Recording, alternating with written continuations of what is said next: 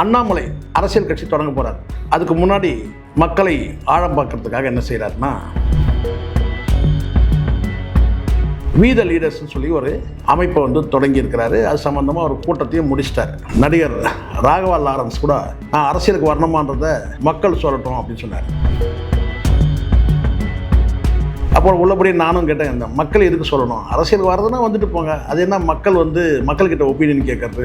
கிட்டத்தட்ட ராகவா லாரன்ஸ் என்ன கேட்டாரோ அதை தான் இவர் செய்கையில் பண்ணுறாரு. தெரியல, அவர் எல்லாமே ஆயிரங்கள் லட்சங்களில் தான் பேசுவார். எப்பவுமே 20 லட்சம் மரக்கன்றுகள் நடப்போகிறேன், அதே மாதிரி 2000 ஏரிகளை தூர் வார போகிறேன், எல்லாமே வாயில் தானே தூர் வாடுறதுலாம். மரம் நடுறதும் வாயில் தானே. ஆனால் உங்களுக்கு தெரியல, அவர் ஏற்கனவே பார்த்தீங்கன்னா 20,000 புக்கு படிச்சேன்னு சொல்லிட்டு ஏற்கனவே நம்ம கிட்ட சொன்னவர். நம்ம காதெல்லாம் குத்துனார், தெரியும்னு நினைக்கிறேன் உங்களுக்கு. ஸோ அண்ணாமலை பொறுத்த வரைக்கும் பார்த்தீங்கன்னா பொய்க்கும் அண்ணாமலைக்கும் பெரிய வித்தியாசம் கிடையாது. அண்ணாமலை என்றால் பொய், பொய் என்றால் அண்ணாமலை. அண்ணாமலை மீது தனிப்பட்ட முறையில் நமக்கு காழ்ப்புணர்வு எதுவுமே கிடையாது. நமக்கு இல்லை, ஒரு வருத்தம் மட்டும் இருக்குது. என்னன்னு கேட்டால், ஒரு பத்திரிகையாளராக ஒரு வருத்தம் இருக்குது. என்னென்னா, அண்ணாமலை யாருக்கு போட்டியாக வராருன்னு சொன்னாக்கா, அவர் பெரிய அரசியல் வல்லுநர்கள்லாம் சொல்கிறாங்க. என்னன்னாக்கா, அண்ணாமலை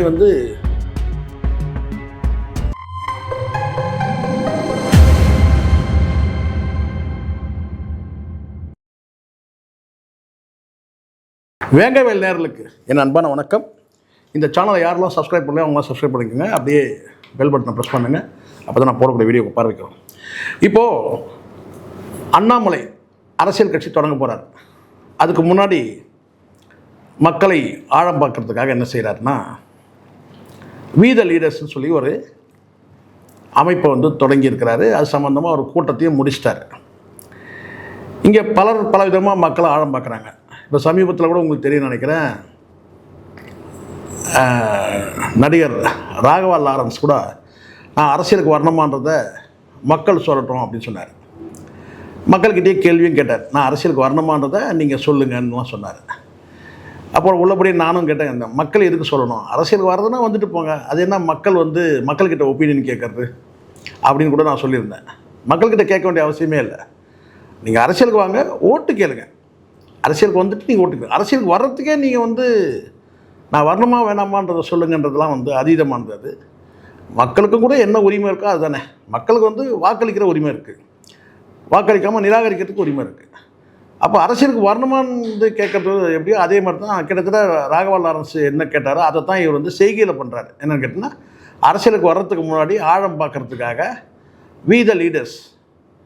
இந்த வீத லீடர்ஸ் நோக்கம் என்னன்னு கேட்டிங்கன்னா, அதுக்கப்புறம் அவர் நிறைய சொல்கிறாருன்னு வச்சுக்கலாம். முதல் கூட்டத்திலே அவர் சொல்லிட்டாரு, தெரியல, அவர் எல்லாமே ஆயிரங்கள் லட்சங்களில் தான் பேசுவார். எப்பவுமே 20 லட்சம் மரக்கன்றுகள் நடப்போகிறேன், அதே மாதிரி 2000 ஏரிகளை தூர் வார போகிறேன், எல்லாமே வாயில் தானே தூர் வாடுறதுலாம். மரம் நடுறதும் வாயில் தானே. 2 லட்சம் மரக்கன்றுகள் நடுவதற்கு எத்தனை நாட்கள் ஆகும்? 2000 ஏரிகளை தூர் வாரத்துக்கு எத்தனை நாட்கள் ஆகும்? ஸோ அரசாங்கமே, மிகப்பெரிய மிஷினரி வச்சுருக்கிற அரசாங்கமே பார்த்திங்கன்னா 2000 ஏரியெல்லாம் தூர் வாடுறதுன்றதுலாம் சாத்தியம் இல்லாத விஷயம். ஆனால் சரி, அதே அப்படி பண்ணுறதா கூட இருக்கட்டுமே, ஒன்றும் பிரச்சனை கிடையாது, தாராளமாக பண்ணட்டும். ஆனால் அடுத்தடுத்த மாதத்தில் ஒரு கூட்டத்தையும் கூட்டிகிட்டு, இப்போ அடுத்த மாதம் இப்போ இங்கே பொள்ளாச்சியில் முடிச்சாருன்னா அடுத்த மாதம் வேறு ஒரு மாவட்டத்தில் பண்ணுறாரு. அடுத்தடுத்த மாதங்களில் பார்த்தீங்கன்னா கூட்டத்தையும் வச்சுக்கிட்டு எப்படி 2 லட்சம் மரக்கன்றுகள் நடப்பார், 2000 ஏரிகளை எப்படி பண்ணுவார். முதல்ல அவ்வளோ பேர் இருக்கிறாங்களா? இப்போ முதல்ல 2000 ஏரியை தூர் வரணும்னா எவ்வளோ மக்கள் அங்கே தேவை? சீன் போடுற விஷயம் கிடையாது இல்லை இது. ஆனால் உங்களுக்கு தெரியல, அவர் ஏற்கனவே பார்த்தீங்கன்னா 20,000 புக்கு படிச்சேன்னு சொல்லிட்டு ஏற்கனவே நம்ம கிட்ட சொன்னவர். நம்ம காதெல்லாம் குத்துனார், தெரியும்னு நினைக்கிறேன் உங்களுக்கு. ஸோ அண்ணாமலை பொறுத்த வரைக்கும் பார்த்தீங்கன்னா பொய்க்கும் அண்ணாமலைக்கும் பெரிய வித்தியாசம் கிடையாது. அண்ணாமலை என்றால் பொய், பொய் என்றால் அண்ணாமலை.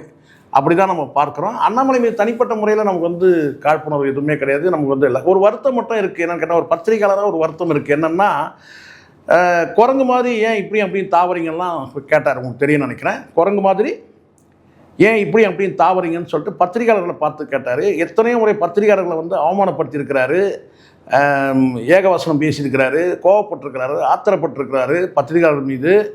அதெல்லாம் என்னென்னு கேட்டால், பிஜேபின்ற ஒரு மத்தியில் ஆளுங்கட்சியில் பார்த்திங்கன்னா ஒரு மாநில தலைவர்ன்ற அந்த திமிரில், அந்த எகத்தாளத்தில் தான் அண்ணாமலை பத்திரிகையாளர்களை சார்ந்ததுலாம் இருக்குது. அதெல்லாம் நம்மளால் மறக்கவே முடியாது தான். அப்பப்போ நான் நினைவில் வந்துட்டு தான் இருக்குது. சரி, இருந்தாலும் இப்போ என்ன கேட்டால் இப்போ எல்லோரும் நண்பர்ன்ற அந்த பாணியில் தான் இப்போ என்ன செய்யணும்னு கேட்டால் பத்திரிகையாளரை விட மாட்டேங்கிறாரு, எல்லாரையும் வந்து யாரையுமே வந்து எல்லாரும் நண்பர்கள்ன்றாரு. அதுவும் குறிப்பாக வந்து பார்த்திங்கன்னா ஒரு அரசியல் கட்சி தொடங்கினா என்ன வந்து பார்த்திங்கன்னா முதல் செய்யணும்னு கேட்டிங்கன்னா தங்களை யார் என்று அடையாளம் காட்டணும். ஒரு புதிய அரசியல் கட்சி நீங்கள் தொடங்குறீங்கன்னு சொன்னால் நீங்கள் யார், உங்களுடைய அரசியல் கட்சியோட கொள்கை என்ன, கோட்பாடு என்ன, தத்துவம் என்ன சொல்லணும். ஆனால் இப்போ அதெல்லாம் நீங்கள் கேட்பீங்கன்னு சொல்லி தான் கேட்டால் ஒரு அரசியல் கட்சி தொடங்கலைன்ட்டேன். அரசியல் கட்சி இப்போ தொடங்கலை, இது வந்து வி த லீடர்ஸ். ஆனால் அரசியல் கட்சி தொடங்க போகிறேன் இப்போ இது வந்து அரசியல் கட்சிகள், இது வந்து பார்த்தீங்கன்னா ஒரு அமைப்பு, வி த லீடர்ஸ்னு ஒரு அமைப்பு. இது எதுக்குன்னு கேட்டால் அரசியல் வரத்துக்கு முதல்ல ஆழம் பார்க்கறது. ஒரு பகுதியில் எவ்வளோ பேர் வராங்க, ஒரு மாவட்டத்தில் எவ்வளோ பேர் வராங்கன்னு காட்டுறதுக்காக தான். ஆனால் எப்படி இருந்தாலும் பார்த்திங்கன்னா இப்போ இது ஒரு உள்ளரங்கில் நடக்கிறத வச்சு நம்ம வந்து ஆதரவு சொல்லவே முடியாது. இப்போ விஜய் அவர்கள் வந்து பார்த்திங்கன்னா உள்ளரங்குலேயும் பண்ணார், அதே சமயத்தில் வந்து சாலைகள்லேயும் வந்து பார்த்திங்கன்னா வந்து ஒரு ரோட் ஷோ நடத்தும் போது பார்த்திங்கன்னா வந்து ஆர்ப்பரித்து மக்கள் ஜனங்க வந்ததை நம்ம பார்த்தோம். ஸோ அப்படி இருக்கும்போது பார்த்தீங்கன்னா எதுவும் வந்து பார்த்திங்கன்னா இது வந்து என்ன சொல்கிறோன்னா நம்ம ஒரு கண்கட்டு வித்தை கிடையாது. ஒரு 4 சவத்துக்குள்ளே ஒரு உள்ளரங்கில் வந்து பார்த்திங்கன்னா ஒரு 5000 பேரை கூப்பிட்டு வந்து காமிச்சிட்டு இதன் மூலமாக பெரிய ஆதரவு இருக்கிற மாதிரிலாம் வந்து சீன் போடலாம் முடியாது. நீங்கள் அதையும் பண்ணலாம், உள்ளரங்குலேயும் நீங்கள் வந்து ஒரு கூட்டம் நடத்தலாம். அதை தாண்டி வந்து பார்த்திங்கன்னா சாலையில் நீங்கள் வந்து நடைபயணம் செய்யும் போதே நம்ம தெரிஞ்சுக்கலாம். ஆனால் இவர் கடந்த பிஜேபி ஆட்சியிலேயே இவர் வந்து நடைபயணம் செய்ததுலாம் என்ன லட்சணம் நம்ம பார்த்தோம். எவ்வளோ சீன் ஓட்டினார், எவ்வளோ வந்து செட்டிங்ஸ் எவ்வளோ இருந்தது, திடீர்னு குர்ஆன் கொண்டு வந்து கொடுப்பாங்க, திடீர்னு மனு கொண்டு வந்து கொடுப்பாங்க, எல்லாம் கடந்த காலத்தில் இதெல்லாம் நம்ம கர்மம் வந்து நம்ம இதெல்லாம் மறக்க முடியல. அதாவது அண்ணாமலைனாலே வந்து பார்த்திங்கன்னா அதுக்கு இன்னொரு பேர் வந்து பார்த்திங்கன்னா வந்து அது டுபாகூர் தான். அதில் ஒன்றும் சந்தேகமாக இல்லை. என்னடா அந்த வார்த்தை சொல்ல நினைக்காதீங்க, அதுதான் கரெக்டாக ஏழை எளிய மக்கள் புரிகிற வார்த்தையில் சொல்கிறேன். அண்ணாமலைனாலே ஒரு டுபாகூர் தான். காரணம் என்னன்னு கேட்டால் கடந்த காலத்தில் நம்ம நிறைய பார்த்துருக்கோம். அதனால் நிறைய பொய் சொல்லக்கூடிய ஒரு அண்ணாமலை, அதுக்கு நிறைய சான்று இருக்குது, 1 2லாம் கிடையாது, நிறைய இருக்குது. ஸோ அதனால் சரி இதெல்லாம் போட்டோங்க. அவர் என்ன வந்து தன்னை வந்து எங்கே பொசிஷன் பண்ணிக்க போகிறாரு, என்னவா தன்னை வந்து ஒரு பொசிஷன் பண்ண போகிறாரு, நிலைப்படுத்திக்க போகிறாரு அப்படின்னு சொல்லி பார்த்தீங்கன்னா இது வரைக்கும் எந்த நிலைப்படுத்தலும் நடக்கவே இல்லை. யாருக்கு எதிரான அரசியல் தெரியாது. அப்போ யார் வந்து அரசியல் நண்பர், எல்லாரும் நண்பர். அப்போ அரசியல் எதிரி யார், எதிரியே கிடையாது. எனக்கு வேலைக்காகவும் பாருங்கள், விஜயே இன்றைக்கி வந்து முதலமைச்சராக இருக்கிற விஜய் இத்தனைக்கும் இவ்வளோ கஷ்டங்கள் பட்டு இவ்வளோ போராடி எல்லாம் பண்ணி கூட பார்த்திங்கன்னா 108 வந்து மைனாரிட்டி கவர்மெண்ட்டாக தான் அமைஞ்சிருக்கு. இப்போ 2 எம்எல்ஏ வச்சுருக்கிறவங்க அவங்க அலப்பறை தாங்க முடியல. அது திருமாவளவனாக இருக்கட்டும், காங்கிரஸாக இருக்கட்டும், கம்யூனிஸ்டாக இருக்கட்டும், வந்து என்ன வேணா இருக்கும். ஸோ இந்த 2 பேர் 3 பேர் 5 பேர் வச்சுருக்கிறவங்க வந்து பார்த்திங்கன்னா அவ்வளோ ஆட்டம் போடுறாங்க, அலப்பறை பண்ணுறாங்க. தினம் ஒரு வந்து காலையில் ஒரு கருத்து, மத்தியானம் ஒரு கருத்து, நைட்டு ஒரு கருத்து, பொழுது விடிஞ்சால் என்ன நடக்குன்னு தெரியல. அப்படி தான் வந்து பேச்சுக்கள் இருக்குது. ஆனால் எதுக்காக சொன்னால் ஒரு மைனாரிட்டி கவர்மெண்ட் கொடுத்ததுனால இந்த நிலைமை.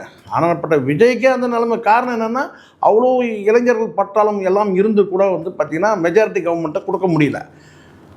ஸோ அதனால் ஒரு எந்த வித வந்து பார்த்திங்கன்னா ஒரு கவர்ச்சி ஆளுமை எதுவுமே இல்லாத ஒரு அண்ணாமலை வந்து பிஜேபியோட முன்னாள் மாநில தலைவர்ன்ற அந்த அடையாளம் மட்டுமே வச்சுக்கிட்டு இன்னும் அந்த அடையாளத்தோடு சேர்ந்து பார்த்திங்கன்னா போய் வந்து ஒரு ரெசிக்னேஷன் கடிதத்தையும் போய் கொடுத்துட்டு பிஜேபியோட இன்னொரு முகமாக வரும்போது பார்த்திங்கன்னா பிஜேபி இப்போ இருக்கிற பர்சன்டேஜ்லேருந்து வேணா ஒரு 1/2% குறையலாம், 1/2% ஏறலாம். அதுக்கு மேலே அண்ணாமலைக்கு சான்ஸே கிடையாது. என்ன உருண்டாலும் பிறண்டாலும் அதுக்கு வாய்ப்பே கிடையாது. அதுவும் இன்றைக்கி வந்து பார்த்திங்கன்னா இருக்கிற கட்சிகள் அத்தனை கட்சியும் நான் சொல்ல விஜய், அதாவது இந்த தாவேக்காவுக்கு ஆதரவளிக்கக்கூடிய அந்த கட்சிகளாக இருக்கட்டும், அல்லது எதிர்காலத்தை திமுகவுக்கு ஆதரவளிக்கக்கூடிய கட்சிகளாக இருக்கட்டும். ஸோ இது எல்லாமே வந்து பார்த்திங்கன்னா வந்து பெரிய அளவில் வந்து பார்த்திங்கன்னா அந்த போட்டி நடக்கும், ஏட்டிக்கு போட்டின்னு. அதில் வந்து பார்த்திங்கன்னா அண்ணாமலை தான் காணாமல் போயிடுவார். சும்மா வந்து பார்த்திங்கன்னா ஒன்று நீங்கள் வரீங்கன்னு சொன்னால் ஒரு வீறு கொண்டு வந்து இந்த பிஜேபியோட கொள்கைகள் எனக்கு பிடிக்கல சொல்லிட்டு அதை வந்து முறிச்சிக்கிட்டு நீங்கள் வெளியே வரணும். ஆனால் இருக்கிற கட்சியில் ஏதோ வந்து பார்த்தா ஜாப் ரிசைன் பண்ணுற மாதிரி போய் ரிசைன் பண்ணிவிட்டு அதுக்கப்புறம் நான் வந்து ஆசீர்வாதத்தோடு நீங்கள் வந்து அரசியல் கட்சி, அதுவும் நீங்கள் வந்து இந்து அதெல்லாம் பேசுனீங்கன்னா கதைக்காது. அது இந்துனும் பேச முடியாது, கிறிஸ்டினும் பேச முடியாது, முஸ்லீம்னும் பேச முடியாது. ஸோ எதுவுமே அது நீங்கள் கிறிஸ்டின் சொன்னாலும் சரி, முஸ்லீம் சொன்னாலும் சரி, இந்துன்னு சொன்னாலும் நீங்கள் மக்கள்கிட்ட தான் அந்நியப்படுறீங்க. 3மே சொல்லக்கூடாது. எந்த மதத்தையும் நீங்கள் சாராமல் வந்து பார்த்தீங்கன்னா வந்து நீங்கள் கொள்கைகளை வந்து டிசைன் பண்ணிக்கணும். ஆனால் உங்களுடைய வாயிலேருந்து வரக்கூடிய வார்த்தையே வந்து இந்துன்னு வரும்போது பார்த்தீங்கன்னா நீங்கள் சந்தோடு நின்றுவீங்க, அவ்வளோதான். பொதுமக்கள்கிட்ட பெரிய வந்து ஒரு திறந்த வீதியில் நீங்கள் பயணிக்க முடியாது. நீங்கள் இந்துன்னு சொன்னீங்கன்னா கடைசியாக போய் எங்கே போய் நிற்பீங்கன்னு கேட்டால் ஒரு சந்துக்குள்ளே போய் நின்றுவீங்க, அவ்வளோதான். சந்துக்குன்னா நான் ஒரு குறிப்பிட்ட பகுதியில் நின்றுவீங்க.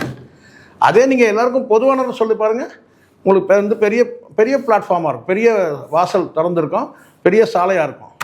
ஸோ இதுதான் இங்கே. ஆனால் அண்ணாமலைக்கோட மைனஸை நான் என்ன பார்க்குறேன்னா, அண்ணாமலைக்கு ஒரு பேராவல் இருக்குது. என்னென்னு கேட்டிங்கன்னா, எல்லாரையும் நம்ம வந்து நண்பர்னு சொல்லணும், யாருமே எதிரின்னு இல்லை, நம்ம வந்து புதிய சரித்திரம் படிப்போம், புதிய அதை படிப்போம், இதை படிப்போம், எதுவுமே நடக்க போகிறதில்ல. இங்கே இருக்கிற அத்தனை பேர் நீங்கள் நண்பர்னு சொன்னீங்கன்னா இங்கே ஊழல்வாதிகளாம் இருக்கிறான். எப்படி நான் ஊழல்வாதி நண்பராகும்? ரெண்டாவது நீங்கள் வந்து மிஸ்டர் க்ளீன்னு சொல்லவே முடியாது. அண்ணாமலை கடந்த காலத்தில் நிறைய இருக்குது, அதெல்லாம் இப்போ பேசிகிட்டே இருக்கலாம். எத்தனை பென்ட்ரைவு, எத்தனை ட்ரங்கு பொட்டி, ஒரு பெரிய ட்ரங்கு பொட்டியை கொண்டு போய் கொடுத்தாரு ஆளுநர் ரவி கிட்ட. என்னாச்சு நடவடிக்கை? ஒன்றும் நடக்கலையே. யாராவது அந்த ட்ரங்கு பொட்டி கொடுத்ததுனால போய் வந்து பார்த்தீங்கன்னா கேஸை போட்டு ஏதாவது உள்ளே போனாங்களா? யாராவது ஒருத்தர் ஒரு திமுக இருக்கிற ஒரே ஒரு அமைச்சர் மேலே வழக்கு பதிவு பண்ணப்பட்டிருக்கா சொல்லுங்கள்? அவங்க வழக்கெல்லாம் கடந்த காலத்தில் இருந்த ஜெயலலிதா ஆட்சி காலத்தை போட்ட வழக்கில் தான் பொன்முடி போயிட்டு வந்தார். இந்த திமுக ஆட்சி காலத்தில் போடப்பட்ட வழக்கு தான் இந்த செந்தில் பாலாஜி மேலே உள்ள வழக்கு. இப்படி வந்து முன்னாள் அமைச்சருக்கு வந்து பார்த்திங்கன்னா யார் மீதும் வந்து பார்த்தீங்கன்னா இப்போ இந்த பிஜேபி ஆட்சி வந்து பார்த்திங்கன்னா இவர் கொண்டு போய் கொடுத்தார்ல பென்ட்ரைவு, ட்ரங்க் பட்டி, அதனால் வந்து வழக்கு கிடையாது. அப்போ இந்த அண்ணாமலை பொறுத்த வரைக்கும் இந்த மாதிரி ஒரு அரசியல் கட்சி தொடங்குறாரு, இவ்வளோ பெரிய பந்தல் போடுறாரு, இதுக்கெல்லாம் எங்கேருந்து வருது பணம்? யார் கொடுத்தாங்க பணம் சொல்லுங்கள்? ஒரு உள்ளரங்க அமைக்கிறதுக்கே, இவ்வளோ பெரிய அரங்கத்தை அமைக்கிறதுக்கே, ஒரு மேடைக்கே வந்து பார்த்தீங்கன்னா பல லட்சங்கள் செலவாகும். எங்கேருந்து வந்துச்சு? ஏற்கனவே ஒரு என்ன சொன்னார், மறந்துட்டுமா நம்ம? குடும்பம் நடத்துறதுக்கே நண்பர்கள் தான் தராங்கன்னு சொன்னார். ஃபேமிலி ரன் பண்ணுறதுக்கு நண்பர்கள் தான் கொடுக்குறாங்கன்னு சொன்னது தான் அப்படியே இருக்குது. அப்போ இதை யார், எந்த நண்பர் இந்த பந்தல் போட்டு கொடுத்தாரு? எப்படி இவ்வளோ வந்து பார்த்தீங்கன்னா ஒவ்வொரு மாவட்டத்திலையும் இதே மாதிரி பந்தல்கள் போட்டு ஒரு பெரிய ஒரு கூட்டத்தை கூட்டி நடத்த முடியும்? எப்படி இதுக்கெல்லாம் யார் செலவுக்கு யார் பணம் கொடுக்குறாங்க? அப்போ மிஸ்டர் க்ளீன்றதுலாம் சான்ஸே கிடையாது. அதனால் வந்து இந்த லஞ்சம் ஊழல் இருக்கிற ரெண்டாவது நீங்கள் எடுக்கிற சப்ஜெக்ட்லாம் வந்து பார்த்தீங்கன்னா குறிப்பிட்ட வந்து பார்த்தீங்கன்னா நாங்கள் வந்து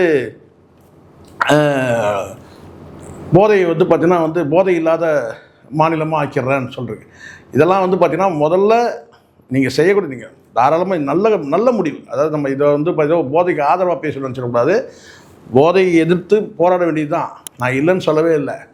ஆனால் இதெல்லாம் வந்து இந்த ஒரு போன மாதத்துலேருந்து தான் கிடையாது, அதை முதல்ல ஒத்துக்கணும்ல. இது கடந்த திமுக ஆட்சியில், அதுக்கு முன்னாடி வந்து அதிமுக ஆட்சியில், அப்போல்லாம் நீங்கள் போதையை எதிர்த்து போராடல. அப்போ ஊழல் எதிர்த்து போராடினீங்க. திமுக ஆட்சி இருக்கும்போது பார்த்தீங்கன்னா போதை எதிர்த்துல போராடி இருக்கணும். அப்போ நீங்கள் பண்ணது பென்ட்ரைவ் எடுத்துக்கிட்டு வந்து பார்த்தீங்கன்னா வந்து 1-2 ஃபைல் 1-2 அப்படின்னு சொல்லி போய் கொடுத்துட்டு இருந்தீங்க. அது காரணம்னு கேட்டிங்கன்னா அப்போ தான் அந்த திமுக ஆட்சியாளர்கிட்ட வந்து பார்த்தீங்கன்னா வந்து உருட்டி மிரட்டி பணத்தை போறீங்க. அன்றைக்கில் போராடி இருக்கணும். இன்றைக்கி போதை எதிர்த்து வந்து நான் கூட்டம் நடத்துகிறேன்னு நீங்கள் சொல்கிறீங்க, பிரச்சாரம் பண்ணுறேன்னு சொல்கிறீங்க. ஆனால் இந்த போதை இந்த 2 மாதத்தில் வந்தது இல்லைல்ல. இதுக்கு முன்னாடியிலேருந்து இப்போ திமுக ஆட்சியில் இருக்கும்போது அப்போ நீங்கள் வந்து போதை எடுத்து போடுறாங்க, ஊழல் எடுத்து போகிறாருங்க. சரி, இப்போ எடுத்து போகிறான்னு என்ன பண்ணீங்க? பென்ட்ரைவும் ட்ரங்க் பொட்டி கொண்டு போய் காமிச்சிங்க, மூடி வச்ச ட்ரங்க் பொட்டியை காமிச்சிங்க. சரி, அது மூலமாக என்ன நடந்தது? உங்கள் ஆட்சி தானே, இந்த பிஜேபி ஆட்சி தானே மத்தியில் இருக்குது. என்ன நடவடிக்கை எடுத்தாங்க? ஸோ எதுவுமே இல்லை.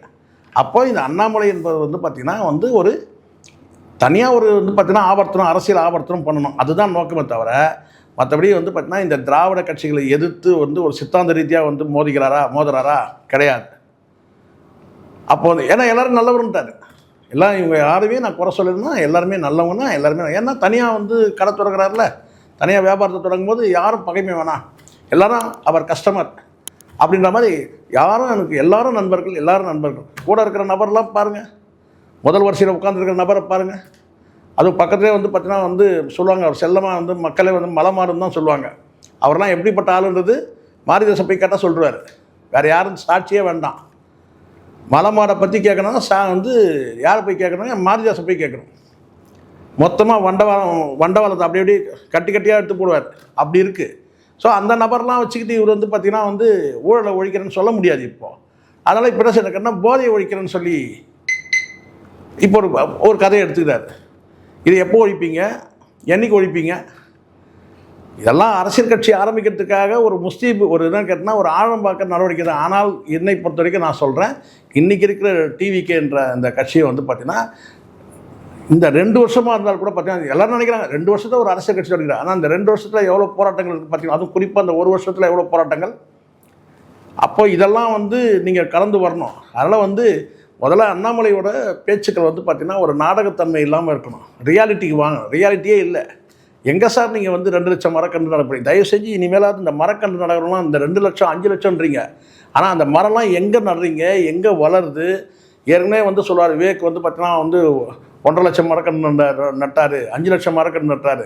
தயவு செஞ்சு அதை வந்து ஒரு ஃபோட்டோவாவது வெளியிடுங்க. எங்கே நீங்கள் மரக்கன்று நடுறீங்க, அந்த மரம் எவ்வளோ தூரம் வந்து வளருது, அதை வச்ச பிறகு யாராவது பராமரிக்கிறீங்களா, தண்ணி இன்னும் ஊற்றுறீங்களா, முதல்ல அதை சொல்லுங்கள். சும்மா நானும் மரக்கன்று வச்சேன் 5 லட்சம் மரக்கன்று நட்டேன். எங்கே 5 லட்சம் மரக்கன்று வச்சு நட்டிங்க? ஒரு ஃபோட்டோவாவது காட்டுங்க தயவு செஞ்சு. இல்லை ஏஐலேயே ரெடி பண்ணி போடுங்க, அப்படியாவது நாங்கள் நம்புகிறோம். வேறு என்ன சொல்ல முடியும்? அதுவும் இவர் வந்து பார்த்தீங்கன்னா 2000 ஏரிகளை வந்து தூர்வாடுறாரு. பார்த்துங்க, 2000 ஏரிகளை தூர்வாடுறன்னு சொல்கிறாரு. இதெல்லாம் நம்ம இதெல்லாம் அப்படியே எழுதிட்டு அப்படியே வந்து பார்த்தீங்கன்னா வந்து தண்ணியில் விட்டு போகிறதுக்காக தானே, அப்படி தானே? ஸோ அதனால் அண்ணாமலை மீது நமக்கு தனிப்பட்ட முறையில் எதுவும் கிடையாது. ஆனால் அண்ணாமலை என்பவர் வந்து ஒரு பொய்யர் என்பது வந்து கடந்த காலத்தில் நம்ம நிறைய பார்த்துருக்குறோம். இதை தாண்டி இப்போ இன்னொரு கதை சொல்கிறாங்க எனக்கு. அண்ணாமலை வந்து யாருக்கு போட்டியாக வராருன்னு சொன்னாக்கா, அவர் பெரிய அரசியல் வல்லுநர்கள்லாம் சொல்கிறாங்க என்னன்னாக்கா, அண்ணாமலை வந்து விஜய்க்கெலாம் எந்த பாதிப்பும் கிடையாது சார். விஜய்க்கு பாதிப்பு, திமுகக்கெல்லாம் பாதிப்பு கிடையாது. அதிமுக கூட அந்தளவுக்கு பெரிய பாதிப்பு இல்லை. அப்போ வேறு யாருக்கு? இந்த மற்ற கட்சிகள் இருக்காங்க இல்லையா, தேமுதிக, விசிக, நாம் தமிழர், இவங்களுக்கு தான் பாதிப்பு. அதுவும் குறிப்பாக நாம் தமிழருக்கு தான் பாதிப்பு. ஒரே ஒரு விஷயம் மட்டும் சொல்லி முடிச்சிடுறேன். சீமான் இருக்கிற வரையில் இந்த நாம் தமிழர் கட்சியில் வந்து பார்த்தீங்கன்னா நீங்கள் வந்து ஒரே ஒரு சிங்கிள் ஓட்டை கூட நீங்கள் பிரிக்க முடியாது. அவங்களுக்கான ஓட்டை அவங்க பெறுவாங்க. இந்த 8% 4% ஆகிறதுலாம் எப்படின்னு கேட்டிங்கன்னா, இந்த மாற்றத்தை விரும்பி வாக்களிக்கிற மக்கள் வாக்களிக்கிறாங்க. ஆனால் தமிழ் தேசிய வாக்குகளும் சீமானை நம்பி அளிக்கக்கூடிய வாக்குகளும் அப்படியே அந்த 4% அப்படியே இருக்குது. மாற்றத்தை விரும்பக்கூடிய அந்த வாக்காளர்கள் தான் மாறிக்கிட்டு இருக்கிறாங்க. அதை வேணால் நீங்கள் வந்து இந்த முறை வந்து பார்த்தீங்கன்னா அவருக்கு போடலாம், இந்த முறை நடிகருக்கு போட்டோம், இந்த முறை வந்து பார்த்திங்கன்னா வந்து சினிமா நடிகருக்கு போட்டோம், இந்த முறை நிஜ வாழ்க்கையில் நடிக்கிற அண்ணாமலைக்கு போகலான்னு வேணால் நினைக்கலாம். ஆனால் தமிழ் தேசிய வாக்குகள் சீமான் அவர்களை வந்து நம்பி வாக்களிக்கிறவங்க அந்த வாக்குகளை ஒரே ஒரு ஓட்டை தொட முடியாதுன்னு தான் உண்மை. அதே சமயத்தில் இப்படி ஒரு பிம்பத்தை கட்டி அமைக்கிறத முதல்ல தொலைக்கணும். என்னென்னு கேட்டால் இது யாருக்கு பாதிப்புனா இவருக்கு தான் பாதிப்பு, அவருக்கு தான் பாதிப்பு. அப்படின்னா ஒரு புதிய அரசியல் கட்சி தொடங்கும் போது பார்த்திங்கன்னா என்னை பொறுத்தவரை என் பார்வையில் கேட்டால் அவர் பிஜேபின்ற இப்போது திமுகவுக்கு பாதிப்பு இருந்துச்சு, மதிமுகன்னு ஒரு கட்சி உருவாகும் போது திமுகவுக்கு பாதிப்பு இருந்துச்சு, அதிமுகன்னு ஒரு கட்சி வந்து உருவான போது திமுகவுக்கு பாதிப்பு இருந்துச்சு. ஏன்னா திமுகவில் தான் அதிமுக இருந்துச்சு, திமுகவில் தான் வந்து மதிமுக வருது. ஸோ இப்படி வந்து பார்த்தீங்கன்னா அப்படி வேணால் சொல்லலாம். ஆனால் இப்போ வந்து அண்ணாமலை வந்து எங்கேருந்து வராரு? பிஜேபியிலேருந்து வராரு. அப்போ பாதிப்பு யாருக்கு? பிஜேபிக்கு தான் பாதிப்பு. பிஜேபிக்கிட்டேருந்து ஒரு இப்போ அந்த பொள்ளாச்சி கூட்டத்தில் உட்காந்துருக்கவங்க பாருங்கள், எல்லாம் பெரும்பாலும் பிஜேபிக்காரங்க தானே வந்திருந்தாங்க. அப்போ பிஜேபிக்கு தான் பாதிப்பு அண்ணாமலை தவிர மற்ற கட்சிகளுக்கு வந்து பாதிப்பு கிடையாது. மற்ற கட்சிகள் பாதிப்புன்னு சொன்னால் முதல் கொள்கை சொல்லணும். அப்போ இங்கே கொள்கையே சொல்லலை. ஒரு கட்சி ஒரு அமைப்பு தொடங்க போகிறாங்க, அது கொள்கை என்னென்னு சொல்லவே இல்லை. அவருடைய உச்சரிப்பிலும் வந்து இந்துன்ற வார்த்தையை பயன்படுத்துகிறாரு. முடிஞ்சிருச்சு. அது பிஜேபியோட இன்னொரு வெர்ஷன். அவ்வளோதான். அண்ணாமலை கொஞ்சம் வந்து ஒரு அகில இந்திய தலைமையில் வந்து பார்த்திங்கன்னா வந்து ஒரு கையை காலை கட்டிக்கிட்டு நம்ம வந்து செயல்படுறதா இருக்குது. நம்ம சுதந்திரமாக செயல்படணும்னு கேட்டால் நம்மளே ஒரு கட்சியை தொடங்கினா சுதந்திரமாக செயல்படும். அவ்வளோதான். அப்போ இங்கே சேதாரம் வந்து பிஜேபிக்கு தானே தவிர 3% இருந்தால் அதில் 1.5% வந்து பார்த்தீங்கன்னா அண்ணாமலை வாங்கிப்பார். அவ்வளோதான். இல்லை 2% வாங்கிப்பார் அப்படின்னு சொல்லுங்கள். ஆனால் இருக்கிற திராவிட கட்சிகளுக்கு பாதிப்பு, தாவேகாவுக்கு பாதிப்பு, நாம் தமிழருக்கு பாதிப்புன்னு சொல்லிட்டு இந்த பூசுத்திர வேலைலாம் வேண்டாம். முதல்ல வந்து ஒரு வீத லீடர்ஸ்ன்றது ஒரு அமைப்பாக இருக்குது. முதல்ல அது அரசியல் கட்சி ஆகட்டும். சும்மா வந்து ஒரு 10க்கு வந்து பார்த்தீங்கன்னா வந்து ஆட்டு மந்த மாதிரி ஒரு கூட்டத்தை அடைச்சிட்டு, உள்ளரங்களை அடைச்சிட்டு தனக்கு பெரிய கூட்டம் இருக்கிற மாதிரி வந்து சீன் போடுறதுல பிரயோஜனமே கிடையாது. இப்போ அடுத்த கூட்டம், இப்போ உதாரணம் சொல்ல பாருங்கள், இப்போ இந்த கூட்டம் பொள்ளாச்சியில் முடிச்சு, அடுத்தது வந்து வேறு எந்த டிஸ்ட்ரிக்டில் வச்சாலும் இதில் இருக்கிற பாதி பேர் தான் வரப்போகிறாங்க. ஏன்னா இது வந்து கிட்டத்தட்ட வந்து அந்த மாவட்டத்துக்கான நபர்கள் மட்டும்தான் நம்ம சொல்லலாம். இது அப்படி கிடையாது. அண்ணாமலை எத்தனை ஊரில் போய் கூட்டம் போட்டாலும் இதில் வரக்கூடிய கூட்டத்தில் பாதி பேர் கண்டிப்பாக அங்கே வரப்போகிறாங்க. மீதி இருக்கிற உள்ளூருக்குள்ள இருக்க மக்கள் வரப்போகிறாங்க. அவ்வளோதான். தவிர பெரிய ஆர்ப்பரிக்கிற கூட்டம்லாம் கிடையாது. இது வந்து பார்த்தீங்கன்னா ஒரு உள்ளரங்களை நடத்துறதுன்றது பெரிய விஷயம் கிடையாது. ஒரு ஊருக்கு வந்து பார்த்தீங்கன்னா வந்து நான் 1,00,000 பேர் போடுறேன் கிடையாது.